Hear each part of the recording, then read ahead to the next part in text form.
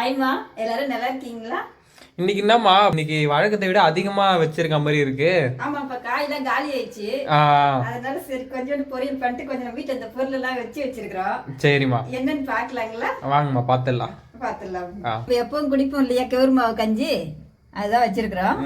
சரிம்மா. அடுத்து அது கூடவே வெள்ளை சாப்பாடு.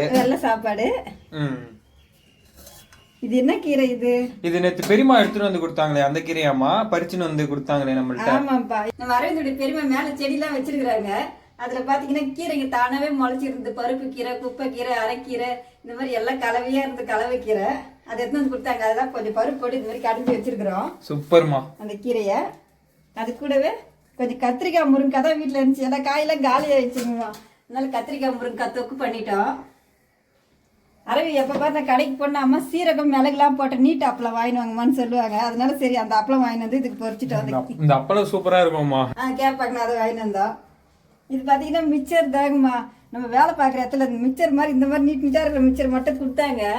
எனக்கு பார்த்தீங்கன்னா அதில் இந்த வேர்க்கடலை இந்த மாதிரி இருக்குங்க இல்லையா, ஒச்சக்கடலை இதெல்லாம் போட்டு எல்லாம் கலந்து இருந்தால் சாப்பிட ரொம்ப பிடிக்கும்னுட்டு நானே இதெல்லாம் பொறிச்சு போட்டேங்கம்மா. வீட்டுக்கு எடுத்துட்டு வந்து திராட்சை முதல் கொண்டு பொறிச்சு போட்டுருக்காங்க. ஆமாம்மா, பாயசத்துக்காக வச்சிருந்தோம் இல்லையா வீட்டுல. அதுல கொஞ்சம் பாயசத்துக்கு இருந்த முந்திரி, கொஞ்சம் திராட்சை, ஒச்சக்கடலை, வேர்க்கடலை, பூண்டு, கருவேப்பிலை இதெல்லாம் பொறிச்சு இதுல போட்டு கலந்து சும்மாட்டி அரவிக்கிட்ட சொல்லிட்டு நானே இந்த மிச்சரை செய்துட்டேன்ப்பான்னு சொல்லிட்டேன். அப்புறம் தான் அரவி வந்து கேட்குறாப்புல, இந்த நீட்டா இருக்குதா நீ செஞ்சிருக்க மாட்டியம்மா அப்படின்னு சொல்லிட்டு. அப்புறம் சொன்னேன், இல்லப்பா இது மாதிரி அதை கொடுத்தாங்க வேலை பார்க்குறதுல, இதெல்லாம் நான் தான் போட்டேன்னு சொல்லி.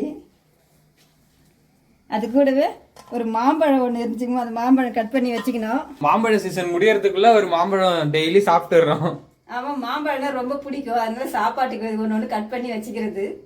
அது கூடவே கொஞ்சம் நம்ம பருப்பு ரசம் தாங்கம்மா வச்சிருக்கிறோம். கொஞ்சம் கீரை கடையும் போது பருப்பு கொஞ்சம் எடுத்து கொஞ்சம் பருப்பு ரசம் வச்சுக்கலாம் அப்படின்னு சொல்லி கொஞ்சம் பருப்பு ரசம் வச்சிருக்கிறோம்.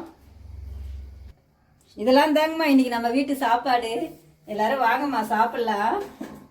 இந்த வீடியோ பிடிச்சிருந்தா லைக் பண்ணுங்க, ஷேர் பண்ணுங்க, கமெண்ட் பண்ணுங்க. சத்யா அம்மா சேனலை மறக்காம சப்ஸ்கிரைப் பண்ணுங்கம்மா. மறக்காம சப்ஸ்கிரைப் பண்ணிடுங்க ஃப்ரெண்ட்ஸ்.